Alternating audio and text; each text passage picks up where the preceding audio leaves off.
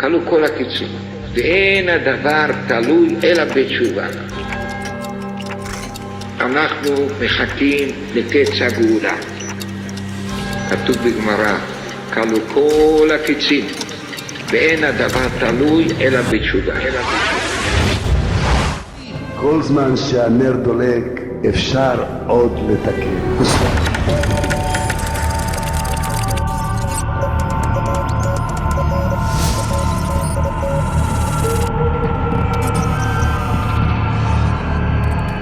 Si l'on vous pose la question suivante, pourriez-vous définir le bonheur ?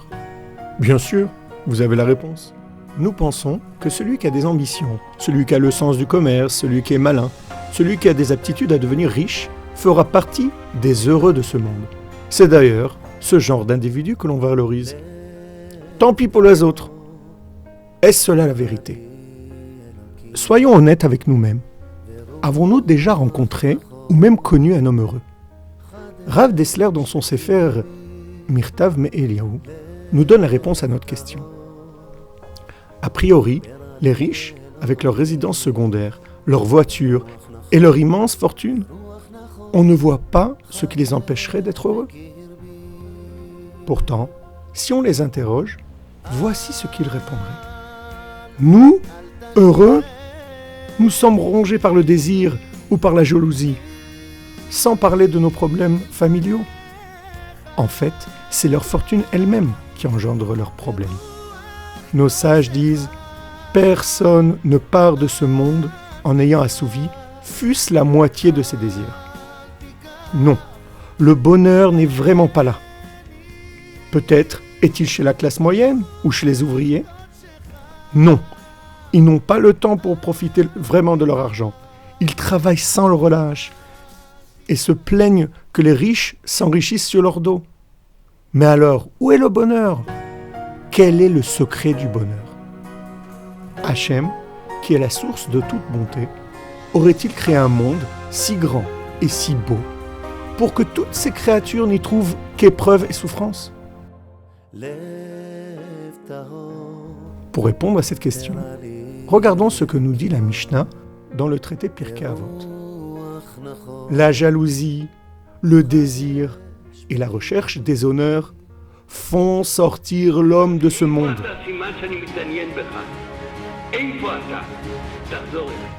Le monde créé par Hachem est un monde où l'on trouve le bonheur. Mais c'est nous-mêmes qui nous sortons de ce monde merveilleux, du fait que nous nous attachons à ces 3 mauvais traits de caractère, pour finalement être précipités dans un monde de souffrance. Nous sommes donc nous-mêmes coupables.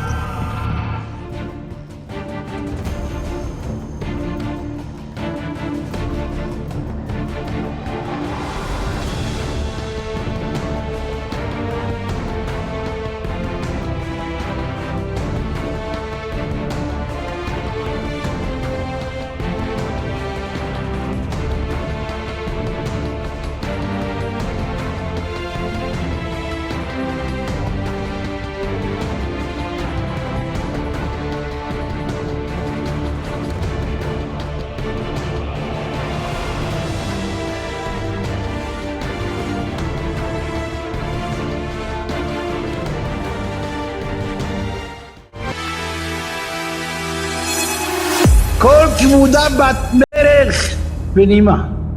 מה הכבוד שלה שהיא בפנים, צנועה, בבית, בירכתיים? היא בשבצות זהב לבושה. האישה יהלום, אבל נונה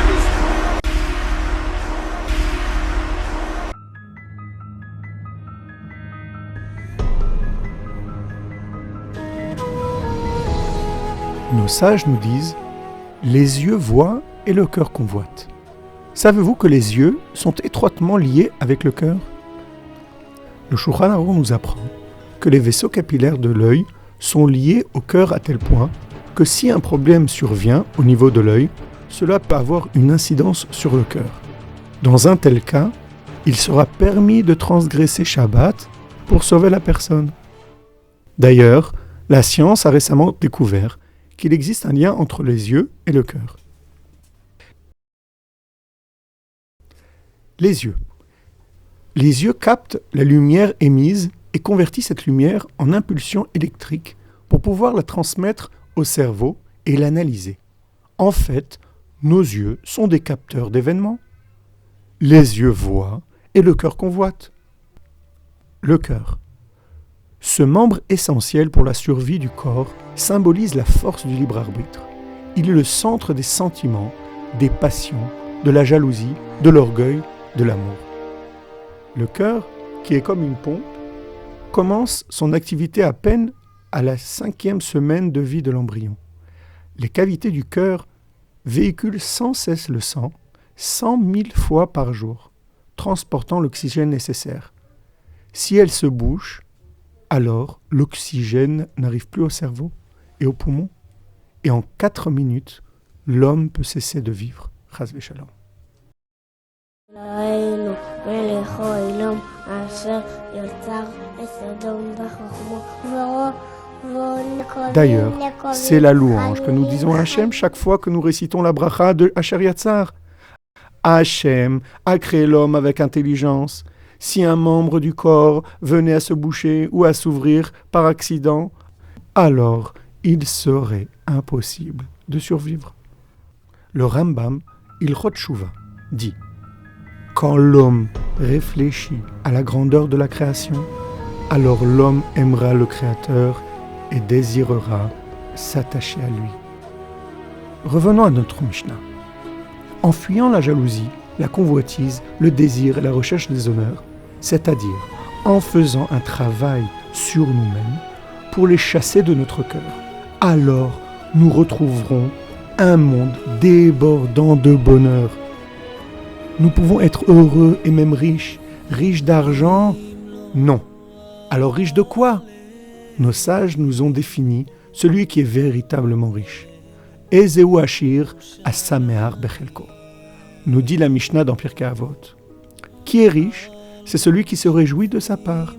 C'est lui le véritable riche. En fait, cela est logique, car qui est pauvre? Celui qui souffre d'un manque. Le riche est perpétuellement en manque, car il n'a jamais assouvi les besoins nouveaux créés, justement par sa fortune. Il recherchera sans cesse les honneurs, et ses appétits iront toujours en grandissant. Finalement, le riche est terriblement frustré. En fait, celui qui est véritablement riche, c'est celui qui ne ressent aucun manque. Ainsi, l'homme qui aura chassé de son cœur les désirs et les ambitions de ce monde sera un homme heureux.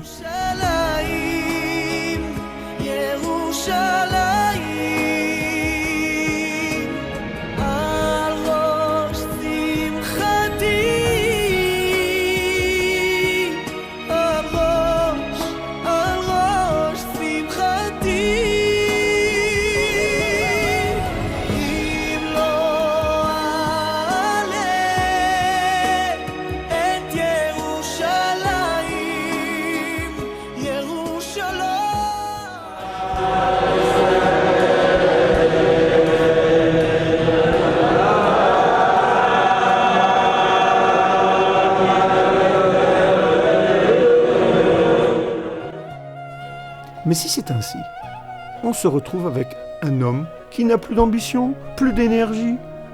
Quel goût peut-il trouver à sa vie? En fait, détrompez-vous, nous dit Rav Dessler. Il n'existe pas en ce monde de bonheur matériel. Le seul bonheur qui existe est celui qu'on porte en soi, le bonheur spirituel. Celui qui est riche spirituellement, c'est lui l'homme heureux. Tout un chacun pourra accéder à ce véritable bonheur s'il s'investit et canalise ses forces et ses ambitions dans l'étude de la Torah et dans la sagesse qui s'y trouve.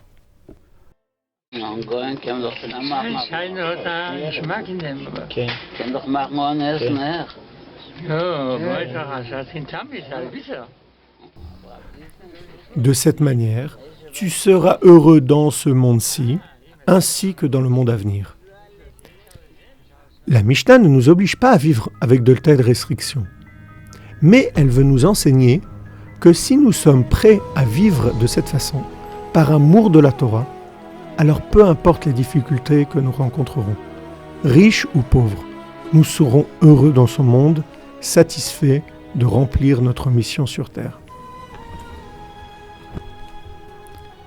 Yehi Ratson, que votre grand mérite soit une source de bénédiction, de réussite et de prospérité à vous et à vos proches.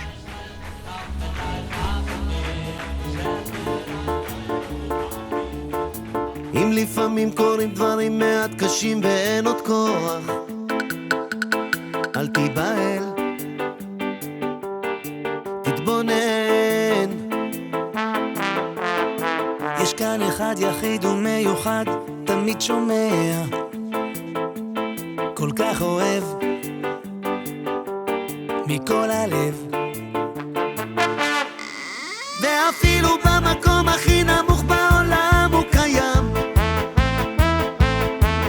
ואפילו במקום הכי שפל שיש הוא מחיה את כולם, כי אין מקום פנוי ממנו ואין שום דבר שנעלם, כל כך מושלם ממלך, מלך העולם, מלך העולם, מלך העולם, מלך העולם.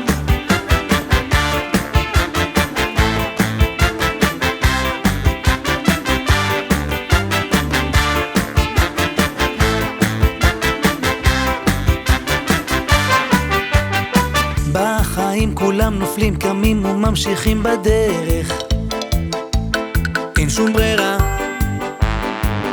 רק נשארת בחירה, לבחור בטוב והמתוק וחלילה לא להפך, המציאות מסתירה את האמת, שאפילו